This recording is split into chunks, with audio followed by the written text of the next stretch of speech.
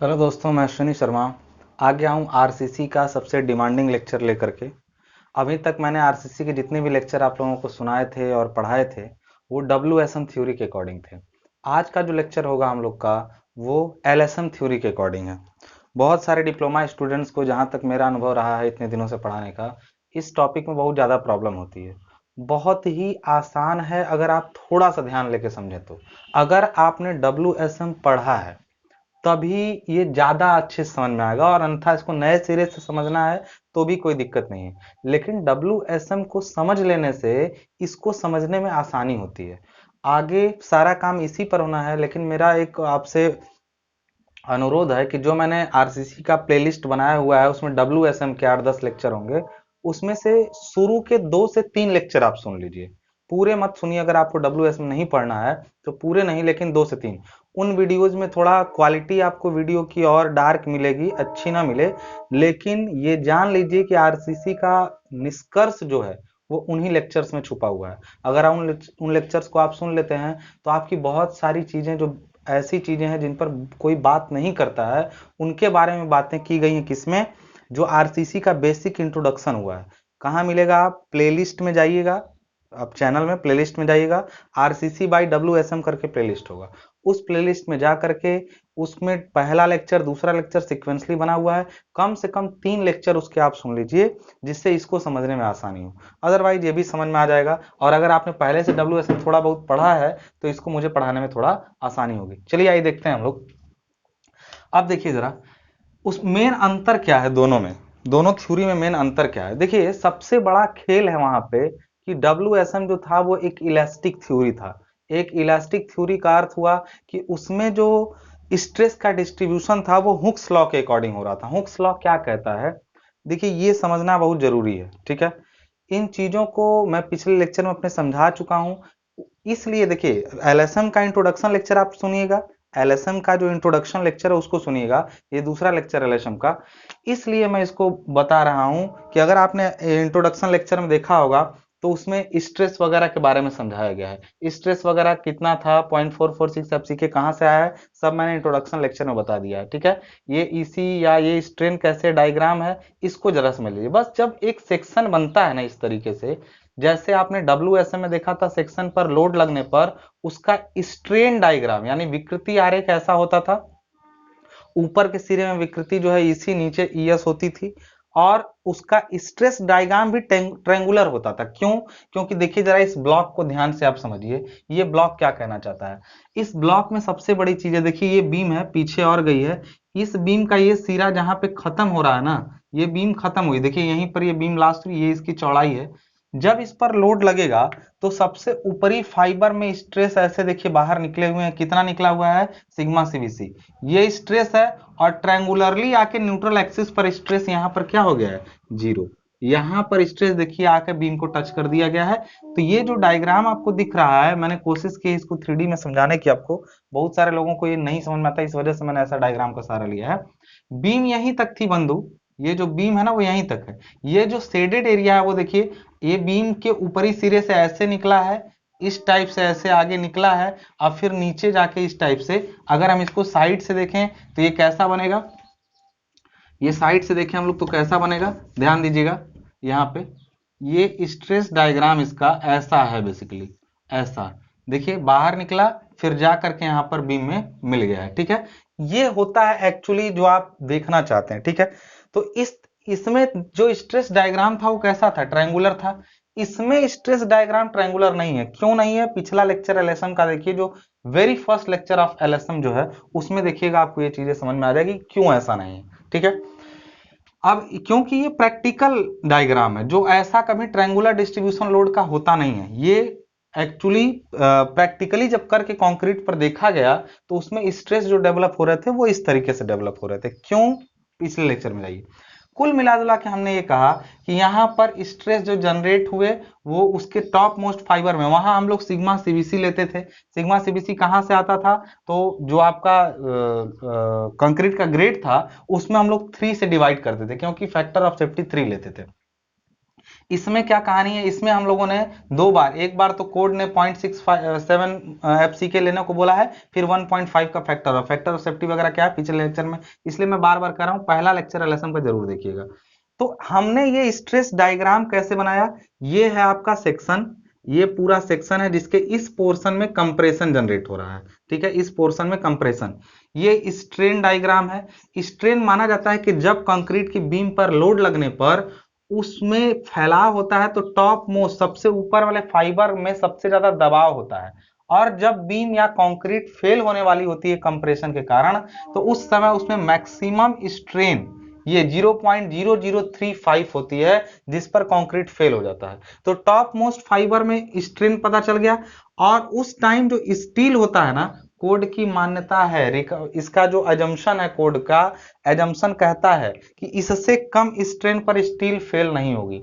LSM theory में इससे कम strain पर फेल नहीं होगी। इससे का मतलब 0.002 प्लस 0.87 FY अपॉन ES। ये कहां से आया है, स्ट्रेन के बारे में इसके पिछले लेक्चर में मिल जाएगा आपको, कहां से आया है, ठीक है। एक चीज ध्यान रखिएगा कि ये जो स्ट्रेन आया, ये स्ट्रेन आया, तो देखिए, और स्ट्रेस डायग्राम ऐसा है कि स्टील में स्ट्रेस ये है और कंक्रीट में स्ट्रेस ये है। बात समझ में आ गई। एक चीज पर ध्यान दीजिए, हमको अगर अब ये एक चीज और हमने सीखा है कि जो स्ट्रेस स्ट्रेन कर्व कंक्रीट का है, कंक्रीट का जो स्ट्रेस स्ट्रेन कर्व है, उसमें 0.0035 तो सबसे ऊपर वाले फाइबर में स्ट्रेन होती है, लेकिन 0.002 तक के स्ट्रेन पर स्ट्रेस डायग्राम लीनियर होता है। मतलब यहां से यहां तक स्ट्रेस डायग्राम लीनियर होता है। इसका मतलब होता है कि अगर यहां पर इतनी विकृति पर भी स्ट्रेस इतना ही है, इससे कम विकृति होगी, देखिए स्ट्रेन धीरे धीरे घट रही है, स्ट्रेन यहां 0 हुई है, तो स्ट्रेस स्ट्रेन के प्रोपोर्शनल होता तो स्ट्रेस भी ऐसे धीरे धीरे घटता। समझिएगा, स्ट्रेस स्ट्रेन डायग्राम ऐसे, क्योंकि Hooke's law stress stress is directly proportional to strain, मैंने कहा ना। लेकिन ये हुक्स लॉ किस में लागू होता है, WSM में। एलएसएम में हुक्स लॉ फॉलो ही नहीं करता है। तो आप ही बताइए, स्ट्रेन ऐसे जा रहा है, अगर ये एलएसएम होता तो स्ट्रेस भी ऐसे ही जाता, गया था एलएसएम थ्योरी में, जाकर देखिएगा। लेकिन इसमें क्या कहता है कि स्ट्रेन इतना हो तो स्ट्रेस इतना होगा, यहां तक 0.002 के स्ट्रेन तक स्ट्रेस वही होगा, और उसके बाद जब स्ट्रेन और कम होगी तो स्ट्रेस भी कम होगा, लेकिन लीनियरली नहीं, बल्कि पैराबोलिकली चेंज होता हुआ यहां पर 0 हो जाएगा, यहां पर स्ट्रेस 0 हो जाएगा। तो कुल मिला जुला के कहेंगे सर ये कहां से आया, ये करके देखा गया, ये लैब में किया गया और पाया गया कि कंक्रीट पर स्ट्रेस स्ट्रेन के प्रोपोर्शनल नहीं है, वो हुक्स लॉ को फॉलो नहीं करती है। तो प्रैक्टिकली ऐसा देखा गया कि इस स्ट्रेन पे ऐसा ऐसा हुआ कंक्रीट के साथ। पिछले लेक्चर मैंने इस कंक्रीट का स्ट्रेस स्ट्रेन कर्व खींचा है कंक्रीट का, उसको देखिएगा तो आपको समझ में आ जाएगा इस चीज के बारे में, ठीक है। अब एक चीज हम लोग देखते हैं यहाँ पे, अब जब ऐसा हो गया तो हमें अब इसी का एनालाइज करना, हमको इस टॉपिक में फॉर्मूले निकालने हैं, जैसे जैसे हमने WSM के सारे फॉर्मूले निकाले हैं, उस तरीके से हमको इसमें फॉर्मूले निकालने हैं, ठीक है। अब जरा यहां पर ध्यान दीजिएगा, सबसे पहले हमें निकालना पड़ेगा कि अच्छा MR हमको, जैसे उसमें मोमेंट ऑफ रेजिस्टेंस निकालना होता था, इसमें भी मोमेंट ऑफ रेजिस्टेंस निकालना पड़ेगा। लेकिन मोमेंट ऑफ रेजिस्टेंस निकालने के लिए आप क्या करते थे, याद करिए, आप XC निकालते थे, एक्स से यानी एक्चुअल और क्रिटिकल न्यूट्रल एक्सिस, कंपेयर करते थे सेक्शन ओवर है कि अंडर है, फिर जैसा होता था वैसा फॉर्मूला लगा देते थे। सेम काम इसमें भी करना है, लेकिन कैसे जरा देखते हैं हम लोग। इसमें तरीके बदलेंगे, क्योंकि जब एनालिसिस थोड़ा कठिन पड़ेगा, क्योंकि डायग्राम ट्रायंगुलर रहता तो चीजें इजी हो जाती, पैराबोलिक है थोड़ा सा दिक्कत होगा, लेकिन एक बार फॉर्मूले याद होगा ना तो उससे जल्दी इससे काम होता है, ये जान लीजिएगा। एलएसएम से उसकी तुलना में बहुत जल्दी काम होता है। कैसे, जरा ध्यान दीजिएगा। अब हमें क्या करना है, MR निकालना है। तो MR इज इक्वल टू क्या होता है, आप बहुत सिंपल जानते हैं, MR इज इक्वल टू हमेशा से C इंटू जेड होता आया है। ये C इंटू जेड क्या है बताइए, आप कहेंगे सर C इंटू जेड, या फिर होता आया है T इंटू जेड, ठीक है। तो T इंटू जेड और C इंटू जेड क्या है, इसमें से अब हमको क्या निकालना पड़ेगा, C निकालना पड़ेगा, T निकालना पड़ेगा, Z निकालना पड़ेगा। तो T तो बहुत आसान है निकालना। अगर हम T निकालना सोचें तो T को देखिए यहाँ पे, स्टील का एरिया, स्टील में स्ट्रेस, T निकल गया। टेंसाइल फोर्स कितना होता है, उसमें जब होता था तो होता था sigma S T A S T, I into आप जेड कर देते थे, तो सिग्मा एस टी क्या होता था WSM में, स्टील में स्ट्रेस, स्टील का एरिया। तो यहां भी टी बहुत आसान है, टी कितना होगा, टी देखिए क्या होगा, तो कहेंगे 0.87 FY इंटू AST। ये कहां से आया बंधु, बताइए जरा। 0.87 FY इंटू AST, स्टील में स्ट्रेस है 0.87 FY IST, तो टी निकालना कितना आसान था, टी तो निकल जाएगा। और जेड कैसे निकलेगा अभी बात करेंगे, सी कैसे निकलेगा सब में बात करेंगे, ठीक है। टी बड़ा अच्छा है, उसमें निकालने में इजी भी रहता है हमको, ठीक है। तो अभी हमको ANA CNA सब कैलकुलेट करना है, और हमने सीधे मुद्दे वाली बात की कि हमको फाइनल यहीं पर पहुंचना है। हम शुरुआत से हम बात कर सकते थे, हमको पहुंचना यहीं तक है, तो हमको सी निकालना पड़ेगा, टी निकालना पड़ेगा, जेड निकालना पड़ेगा। अब हम आपको समझाते हैं कि क्यों, हम समझ में आ गया तो क्यों निकालना है, क्योंकि फॉर्मूला वही WSM वाला है, बशर्ते इसमें सी बदलेगा। क्यों, कैसे, सब आके देखते हैं लोग, ठीक है। हम थोड़ा फॉर्मूला ना उल्टा डिराइव कराते हैं, इसका रीजन समझिएगा। हम पहले ढूंढते हैं, आपको भी समझना चाहिए कि जब भी आप अपने नीड ढूंढेंगे ना, आप सीक्वेंस याद करेंगे तो भूल जाएंगे। आपको मैं आरसीसी में स्टेप याद करने चला, भूल जाएंगे आप सबसे पहले ये समझिए कि हमको किस चीज की जरूरत है। पूछा है मोमेंट ऑफ रेजिस्टेंस, निकाल देंगे, सी इंटू जेड चाहिए। अच्छा, सी कहां से आएगा, सी से और पीछे जाएंगे। सी कैसे कैसे निकल सकता है, पीछे जाएंगे। तो हम फॉर्मूला थोड़ा उल्टा डिराइव कराते हैं, इसलिए ताकि आप पहले आवश्यकता समझें फिर आविष्कार करें। आवश्यकता हमको सी और जेड की समझ में आ रही है, अब हम निकालेंगे सी और जेड। और सी हम जानते हैं, सी क्या होता था, उसमें भी होता था सी जो होता था, याद करिए, BX सिग्मा CBC बाई 2 होता था। सी की वैल्यू क्या होती थी, BX सिग्मा CBC बाई 2।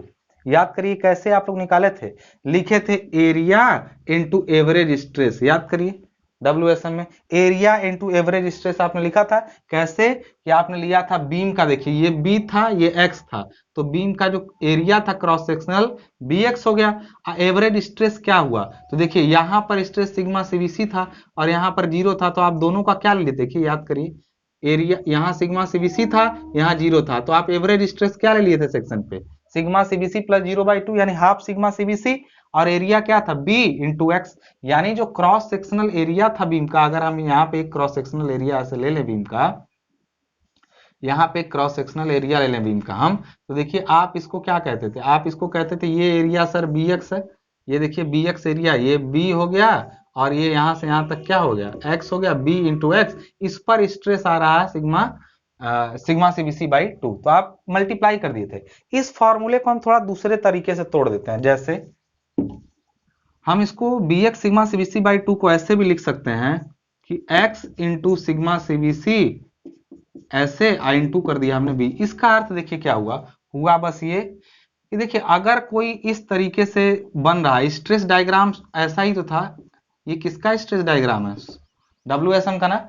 उसमें देखिए क्या था, इसका बता सकते हैं इस ट्रायंगल का एरिया क्या होगा, ट्रायंगल का एरिया होता है half into base into height.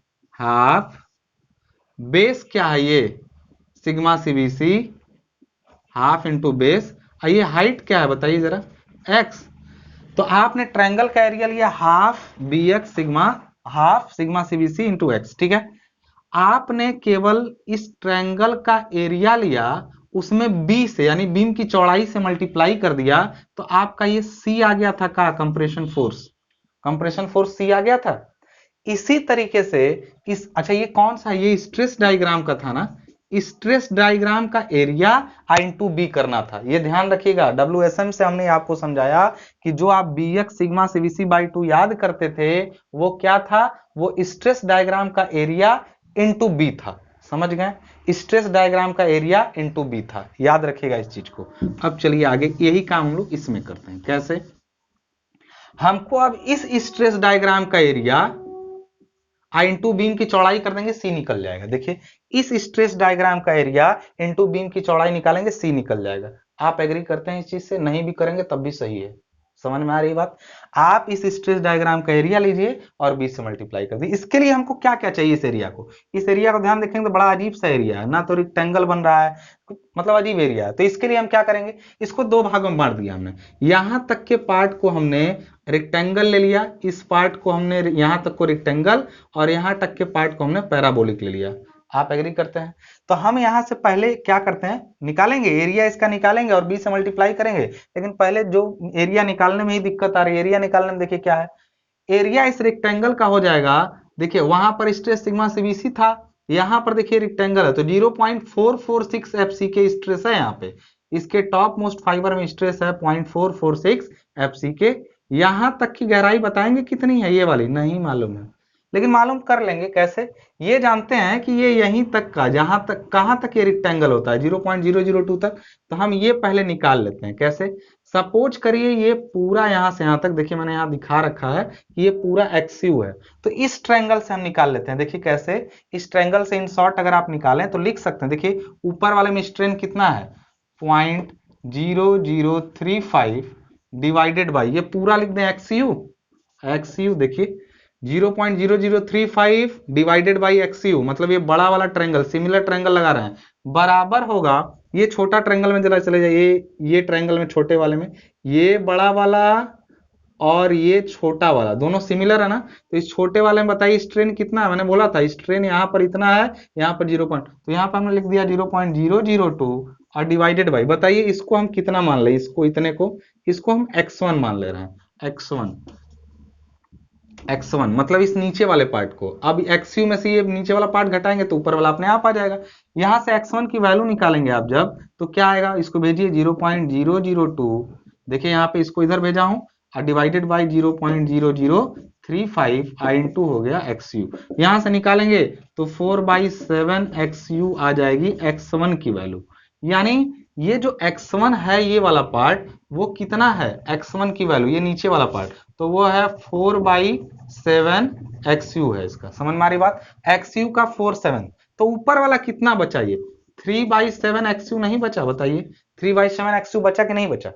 समझ में आ रही होगी बात, ऊपर वाला पार्ट 3/7 xu है। चलिए अब देखिए ऊपर वाला पार्ट 3/7 xu, नीचे वाला 4/7 xu। अब हमको एरिया निकालने में थोड़ी मदद मिल जाएगी। कैसे मिल जाएगी, चलिए देख लेते हैं हम लोग फटाक से कैसे।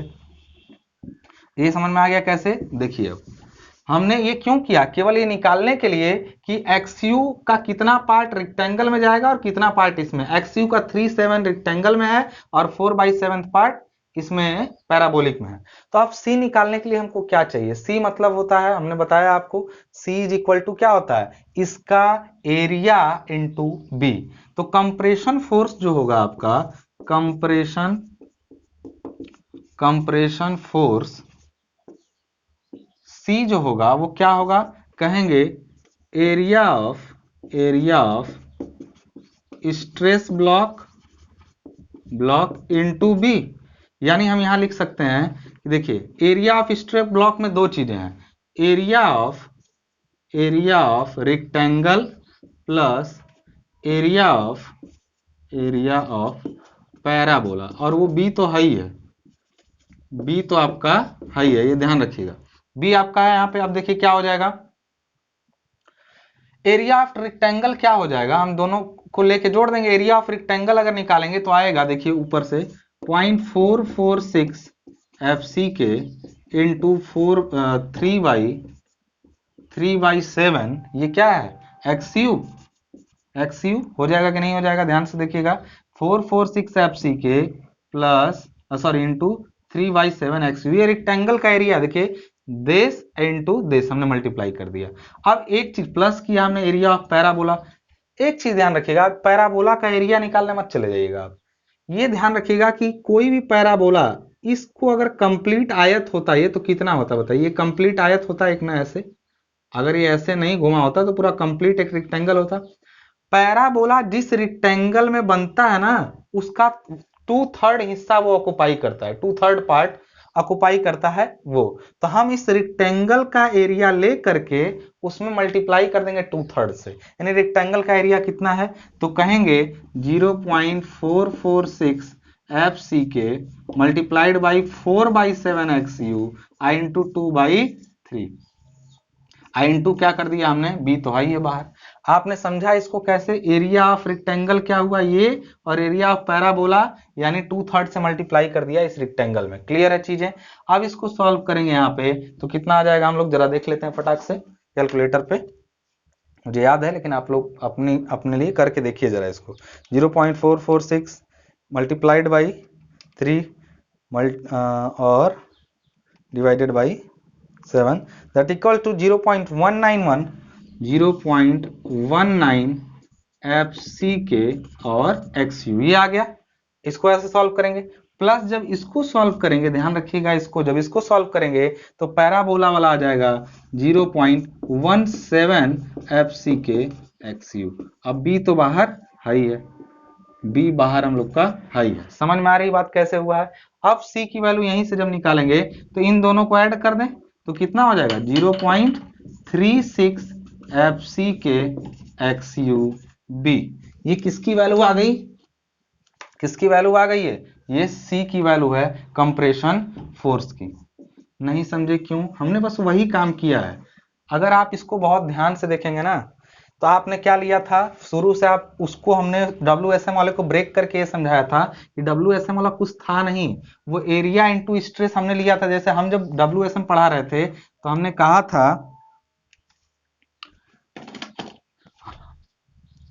कहा था कि B इंटू एक्स एरिया है, I इंटू सिग्मा CBC इस पर एवरेज स्ट्रेस है। अब हम इसको तोड़ के इस तरह से कर दिए थे कि B को अलग कर दिए थे और इस पूरे को एक साथ किए थे कि ये स्ट्रेस का एरिया इंटू B है। बात किसी भी तरह से, इसको भी अब ध्यान से देखेंगे आप तो बताइए B इंटू XU क्या है? अगर आप इसको ध्यान से देखें तो B, यहां पर देखिए B इंटू XU क्या है? तो कहेंगे कि ये इस देखिए B इंटू XU यहीं तक ना, तो इसी का एरिया नहीं हुआ B इंटू XU। इस पर एवरेज स्ट्रेस कितना होगा? तो भैया जब WSM में ट्रायंगुलर था तो एवरेज स्ट्रेस लेना बहुत आसान था। इसमें B इंटू XU एरिया है और एवरेज स्ट्रेस अपने आप निकल के आया है FCK।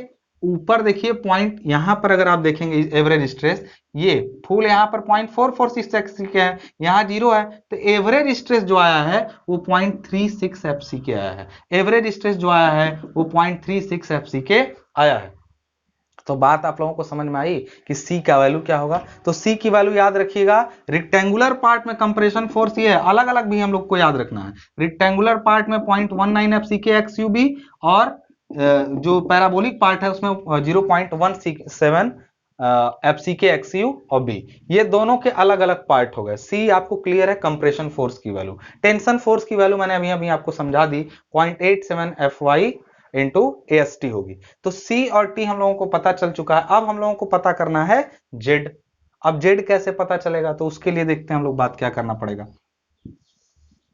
C का वैल्यू याद रखिएगा सब लोग। अब Z के लिए थोड़ी सी टेढ़ी खीर आपको देखनी पड़ेगी। Z क्या होता है बताइए? होता है Z जो होता है, Z जो लीवर आर्म है आपका, लीवर आर्म, इसके बारे में आप जानते हैं ये होता है minimum distance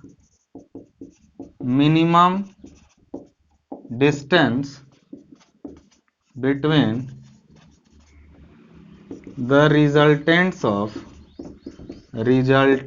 of compression and tensile zone. जो Z होता है वो टेंसाइल और कंप्रेशन जोन के बीच की दूरी होता है। याद करिए, इसमें इसका पूरा कंप्रेशन फोर्स कहाँ काम करता हुआ माना जा रहा था? ऊपर से x/3 पर, ये पूरा x था तो इसका केंद्र कहाँ था? x/3 पर। तो हमने इसका लीवर आर्म ये पूरे D में से ऊपर का x/3 माइनस किया था तो D माइनस x/3 आता था। किसका? WSM का। लेकिन क्या ये बताइए, आप बता सकते हैं कि जब स्ट्रेस डायग्राम कुछ इस तरीके से जा रहा हो तो इसका रिजल्टेंट कहाँ काम करेगा? बता लेंगे आप? ट्रायंगुलर होता ना तो आप बता देते कि ऊपर से x/3 पर काम करेगा, लेकिन अभी ये कहाँ काम करेगा ना, इसके लिए आप आसानी से नहीं बता पाएंगे। तो इसके लिए हमको क्या करना पड़ेगा फिर बताइए जरा।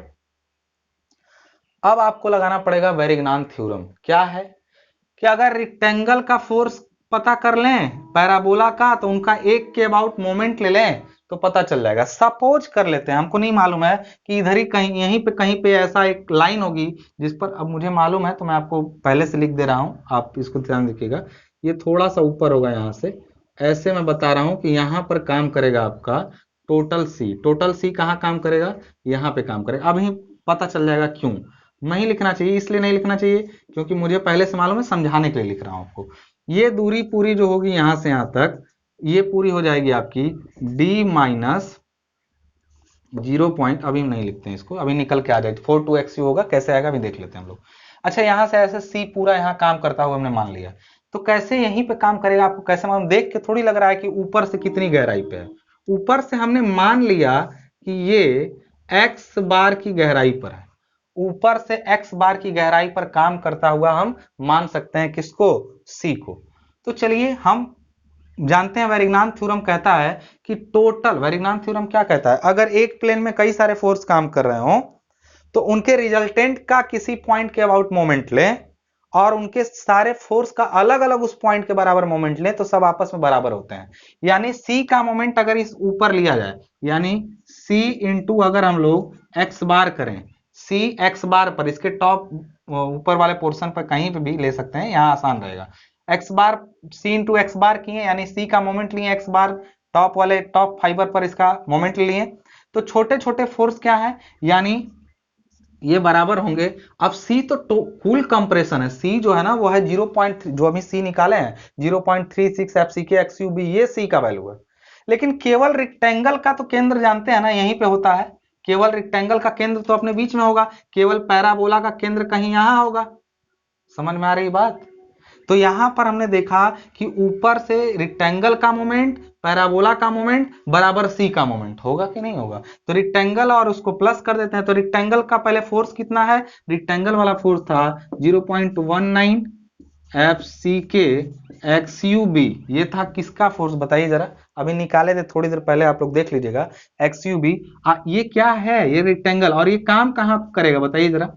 जब इसको कहेंगे कि ये रेक्टेंगल का ये पूरा, ये 3/7 था ना, 3/7, तो इसके आधे, ये हिस्सा आधे पे ही ना काम करेगा, रेक्टेंगल का केंद्र कहां होगा इसका, यहीं पे ना। तो 3/14 XU होगा क्या, ये 3/14 XU नहीं हो जाएगा ये पूरा, समझिए जरा बात को, ये पूरा 3/14 XU हो जाएगा। अब ये किसका हुआ, केवल रेक्टेंगुलर फोर्स का मोमेंट हुआ। अब प्लस, अब पैराबोला का कितना होगा, तो पैराबोला का पूरा फोर्स आप जानते हैं था 0.17 FCK XUB। अब वो काम कहां पे करेगा पैराबोला वाला, तो पैराबोला वाला देखिए यहां पे हम इसका सेंटर माने हैं, माने नहीं है, ये पूरा होगा। एक चीज जान लीजिए कि यहां से यहां तक की दूरी कितनी होगी, तो पहले तो 3/7 XU ये हाई है, इतना ये रेक्टेंगल वाला पार्ट, अब प्लस ये कितना होगा, ध्यान रखिएगा, ये पूरा जितना है ना उसका 3/8 पार्ट, ये कहां से आ गया 3/8। किसी भी पैराबोला का केंद्र उसके आधार से 3/8 की ऊंचाई पर होता है, ये भी आपको याद रखना पड़ेगा, ठीक है ना। अब कोई भी पैराबोला है तो उसका केंद्र 3/8 की दूरी पर होता है। तो देखिए हम लोग यहां पर क्या करेंगे, ये दूरी करेंगे प्लस इस पूरे का 4/7 XU का 3/8, यानी यहां पर मोमेंट देखिए क्या हो जाएगा, ध्यान समझिएगा, इसका दूरी का कितना हो जाएगा, तो पहले 3/7 XU प्लस हो जाएगा 3/8 ऑफ 4/7 XU। कैसे हुआ है, इसको मैं थोड़ा साफ लिख देता हूं इधर, हमने प्लस किया, इसको कितना हुआ 0.17 FCK XUB, और दूरी हुई देखिए 3/7 XU, और प्लस हुआ, प्लस का मतलब देखिए 3/7 XU ये हुआ, और प्लस ये छोटा सा, ये कितना है, इस पूरे का 4/7 XU का 3/8, यानी 3/8 ऑफ 4/7 XU। क्लियर है, आपको समझ में आ गई बातें कहां से लिया गया है। जब इस पूरे को सॉल्व करेंगे, इनको कैसे, देखिए इसमें FCK XUB को रहने दीजिएगा, XU का स्क्वायर आ जाएगा अपने आप, देखिए यहाँ पे XU इसमें भी अगर कॉमन कर लें हम लोग तो देखिए ध्यान से, FCK XU स्क्वायर भी दोनों में कॉमन है, और देखिए FCK B और ये XU, इसमें भी क्या है FCK XUB, और ये XU के फॉर्म में आएगा, देखिए XU के फॉर्म में।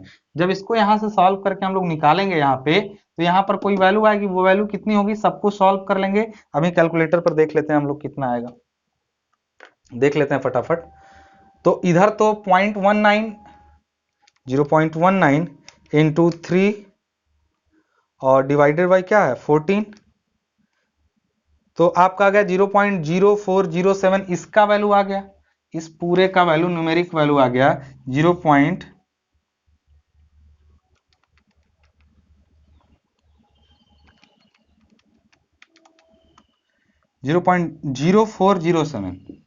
0407 इसका वैल्यू आ गया, और भी आगे डॉट डॉट। इसको सॉल्व करेंगे तो कितना आ जाएगा, पहले ये देखिए ध्यान से, इसको यहाँ सबको सॉल्व करना पड़ेगा हम लोग को। कैसे मल्टीप्लाई में है ये, तो पहले हम लोग को मल्टीप्लाई करना पड़ेगा। 3/7 हमने ले लिया, फिर उसमें हमने प्लस करना है, यस रुकिए, 3/8 हो गया, इंटू हमने कर दिया 4,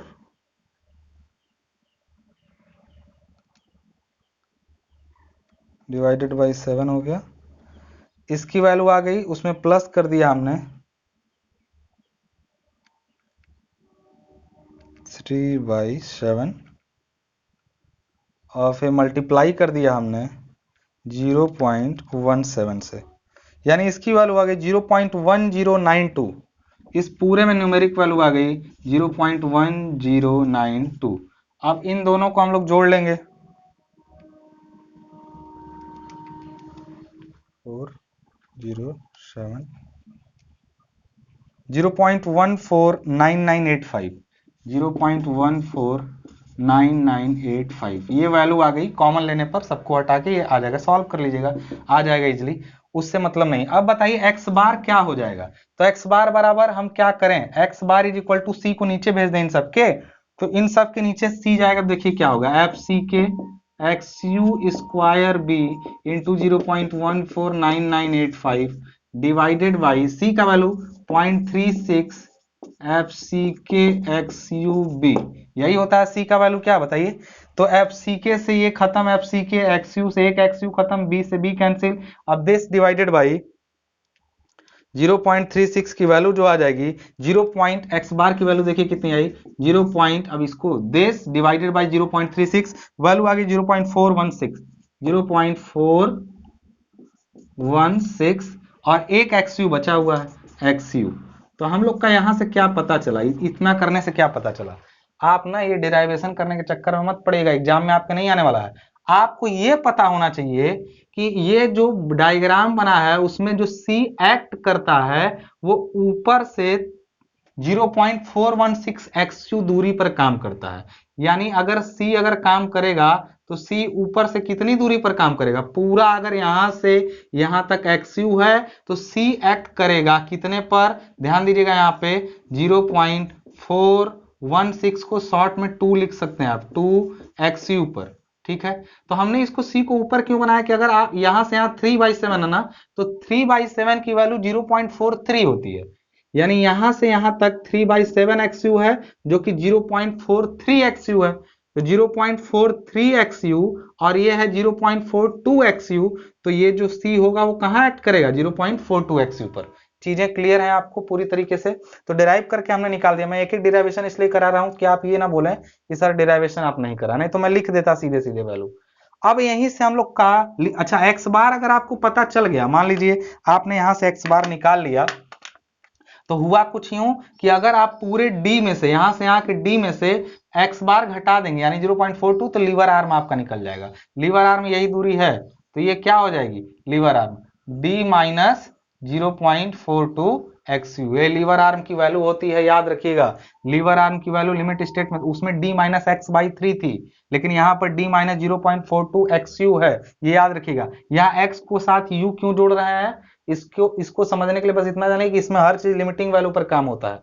क्यों, अभी समझ में आ जाएगी चीजें आपको। आपको लीवर आर्म पता चल गया, आपको सी पता चल गया, तो अब दिक्कत ही क्या है बताइए। अब आपको कोई दिक्कत नहीं है, आप सिंपल सा लगाएंगे एम का फॉर्मूला, एम का फॉर्मूला फिर आप जानते हैं, या तो आप सी इंटू जेड लगाएंगे, यानी कैसे, यानी एम आपका हो सकता है एम यू से, यू मतलब अल्टीमेट, यहां समझिएगा हर चीज, एम यू से तो आप सी करेंगे तो सी यू हो जाएगा और यहां पर जेड हो जाएगा। इसी तरह इसका वैल्यू या ये भी हो सकता है, और में इसका वैल्यू क्या हो सकता है, या फिर टी यू इंटू जेड हो सकता है। सी यू टी यू क्यों कर रहे हैं, टी अल्टीमेट, इसका अर्थ समझेंगे धीरे धीरे हम लोग कि टी यू दिखाने का मतलब अल्टीमेट, लिमिट स्टेट में कंक्रीट की जो और स्टील की पूरी क्षमताओं का प्रयोग कर गया, अल्टीमेट पर ले जाया गया है, इस वजह से इनको ऐसा दिखाते हैं। अब सी यू की वैल्यू ये पता है, तो एम यू बराबर क्या होगा बताइए, 0.36 एफ सी के x u b into d minus 0.42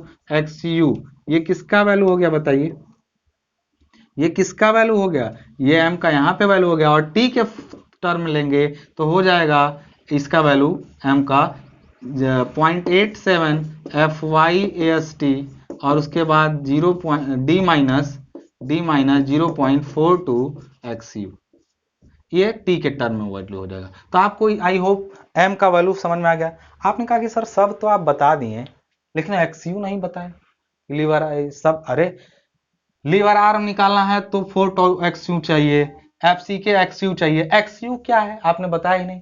तो जैसे उसमें 2x होते थे इसमें भी 2x होंगे, और वो 2x कैसे कैसे निकलेंगे जरा उसको फटाफट देख लेते हैं। तो पहला x हम लोग का जो यहाँ पर निकलेगा, ये फॉर्मूला याद रख लीजिए दोनों लोग, चाहे स्क्रीनशॉट ले लीजिए चाहे इसको लिख लीजिए आप इसको अच्छे तरीके से। अब देखिए जितना ये सब करवा रहा हूं ना, जो नोट्स आपको डिस्क्रिप्शन बॉक्स में दिया गया ना उससे आप डाउनलोड भी कर सकते हैं, नोट्स पूरी लिखी हुई है, और अभी कर लीजिए, फिर नोट्स जो है ना वो पेड हो जाएगी तब आप परेशान हो जाएंगे। अभी नोट्स सारी फ्री में बंट रही है तो आप लोग हल्के में ले रहे हैं, नोट्स हो जाएगी पेड कुछ दिनों में, इसलिए डाउनलोड कर लीजिए, पढ़िए उसको ध्यान से, ठीक है। अब यहां पर समझिएगा, अब हमको x और XU निकालना पड़ेगा। क्यों? x को निकालने के लिए उसमें क्या किए थे आप, उसमें आप नहीं स्ट्रेस डायग्राम में क्या किए थे, जब आप स्ट्रेस डायग्राम जानते थे इक्विवेलेंट वाला, तो x इज इक्वल टू निकाल लिए थे m sigma CBC upon m sigma CBC plus sigma ST into D. इसी तरह यहां से जब निकालना पड़ेगा तो आपको स्ट्रेस डायग्राम का सहारा लेना पड़ा। बहुत इजी, फॉर वहां क्रिटिकल लिखते थे ना हम लोग, क्रिटिकल मतलब क्या होता था, क्रिटिकल न्यूट्रल एक्सिस। यहां क्रिटिकल नहीं होता है, यहां limiting value of neutral axis होती है, limiting value of neutral axis. वो कितनी होती है जरा ध्यान दीजिएगा सब लोग। उसके लिए हम लोग इस देखिए उसमें स्ट्रेस डायग्राम लीनियर था इसलिए उसका सहारा लिए थे, इसमें स्ट्रेन है इसलिए इसका लेंगे। तो बताइए this by this is equal to this by this, this by this is equal to this by this, क्या हो जाएगा, कहेंगे 0.0035 अपॉन क्या कर देंगे हम लोग XU, यहाँ पे बराबर हो जाएगा, देखिए ध्यान से 0.002 plus 0.87 FY, 0.002 plus 0.87 FY upon ES, ये डिवाइडेड बाई कितना हो जाएगा बताइए, ये कितना है D minus XU, D minus XU हो जाएगा। समझ में आ रही बात? एक चीज समझिए, यहां से अगर आप सब कुछ एक तरफ करें तो फालतू में खींचने का कोई मतलब नहीं है, तो XU का वैल्यू जो आएगा वो क्या आएगा समझिए जरा। यहाँ पे देखिए ES का वैल्यू फिक्स हो जाएगा, कितना हो जाएगा 2 × 10⁵ होता है। ये स्टील अभी हमने पिछले लेक्चर में बताया है, अभी LSM के पिछले लेक्चर में ES के बारे में हमने आपको बताया है, उसको ध्यान से देखिएगा। E का वैल्यू पता चल गया। अब अगर D को एक तरफ करें तो XU पूरी तरह से केवल एक चीज पे डिपेंड करेगा, FY पे। बात समझ में आ रही है? पूरी तरीके से ये केवल FY पर डिपेंड करेगा।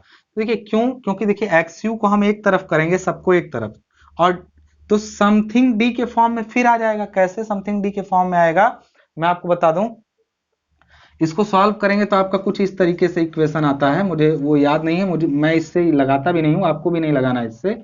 आपको बस इतना ध्यान रखना है कि इसको लिखने से फायदा नहीं, गलत, मुझे डेटा इसका याद नहीं है और आपको भी नहीं याद करना है। आपको बस इतना ध्यान रखना है कि जब XU एक तरफ आएगा तो ES का वैल्यू हम रख देंगे, तो केवल FY फॉर्मूले में रहेगा। तो इस हिसाब से अगर XU ये कौन सा है, इस तरीके से हम कौन सा निकालते थे WSM में, इस तरीके से हम निकालते थे क्रिटिकल। तो यहाँ क्रिटिकल की जगह लिमिटिंग होता है। लिमिटिंग क्यों है मैं बताऊंगा इसके बारे में आपको, अभी और थोड़ा सा पढ़ना पड़ेगा, ठीक है। अब एक चीज समझिएगा, इसको जब सॉल्व करेंगे XU की वैल्यू को, तो XU कितना आ जाएगा, तो 3 ग्रेड स्टील के होते हैं। जब आप यहाँ FY की वैल्यू 250 रखेंगे, 415 रखेंगे या 500, इसके अलावा भी कोई वैल्यू क्या रखेंगे, स्टील में 3 ही ग्रेड रखेंगे ना, वहां पे रखेंगे क्या FY की जगह पर 250। तो देखिए यहाँ 250 रख दिए, यहाँ ये रख दिए, तो क्या बचा, देखिए FY में 250 रखें, ES में 2 × 10⁻⁵ फिक्स रख दिए, तो क्या बचा XU और D। तो XU बराबर समथिंग D, यानी XU बराबर इफ Fe250 इज यूज, तो XU का वैल्यू जो हो जाएगा वो 0.53D हो जाएगा। कब, जब 250 की स्टील यूज होगी। इसी तरीके से XU की वैल्यू Fe अगर 415 यूज होगा तो 0.48D हो जाएगा। इसी तरीके से जब इसके 500 यूज किया जाएगा तो दिस विल बिकम्स 0.46D। बात समझ में आ रही है। अब एक चीज यहां से हमने समझ लिया कि देखिए आपको सीधे जब क्रिटिकल निकालने के लिए तो उसमें भी मैंने शॉर्ट तरीका बताया था क्रिटिकल निकालने का, WSM में भी, इसमें भी। जब भी कोई सेक्शन आपको दे, इसमें बस इतना ध्यान रखिएगा कहीं भी स्टील के अमाउंट का यूज हुआ है कि स्टील AST कितना है या कंक्रीट का BX एरिया कितना है, इसमें उसमें भी अगर आपसे पूछे कि क्रिटिकल न्यूट्रल एक्सिस का वैल्यू किस पर निर्भर करता है, एरिया ऑफ स्टील पर कि केवल ग्रेड पर, तो केवल स्टील के ग्रेड पर निर्भर करता है, ये ध्यान रखिएगा। XU की वैल्यू केवल स्टील के ग्रेड पर निर्भर करती है। आपको ग्रेड पता है तो XU तुरंत खटाक से निकल जाएगा। 0.53D करिएगा, 0.48D करिएगा, 0.46D करिएगा। अभी हो सकता है कि अटपटा लगे ये सुनने में, लेकिन आप लोग इसको जैसे ही समझ लेंगे, एक न्यूमेरिकल लगाऊंगा लगाइएगा, बहुत खटाक से आपका आंसर आ जाएगा। ठीक है। दूसरा चीज अब यहाँ पे क्या हो जाएगा, ध्यान दीजिएगा। दूसरा चीज यहाँ पे क्या हो जाएगा, अब ANA हो जाएगा एक्चुअल न्यूट्रल एक्सिस। ये तो CNA एक तरह से हुआ आपका, उसके अकॉर्डिंग देखें लिमिटिंग का मतलब ANA कैसे होगा।